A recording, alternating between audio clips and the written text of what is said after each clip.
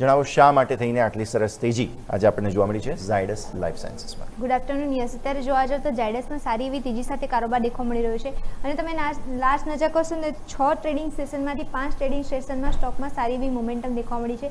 સાથે તમે નજર કરશો તો આ મહિના દરમિયાન સ્ટોકમાં 15%થી વધારે રિટર્ન મળ્યું છે.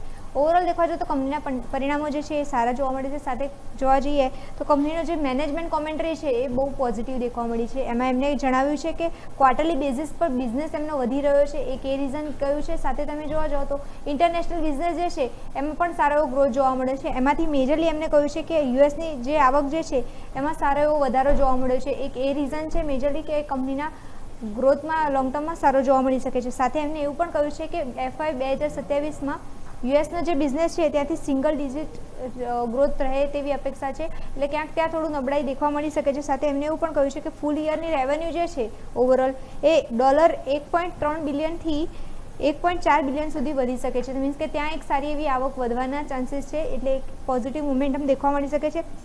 સાથે જોવા જાઓ તો ઇન્ડિયાનો જે બિઝનેસ છે એમાંથી જે કંપનીને પ્રોડક્ટ્સ જે લોન્ચ કરેલા છે એના કારણે લોંગ ટર્મમાં ગ્રોથ મજબૂતી જોવા મળી શકે છે.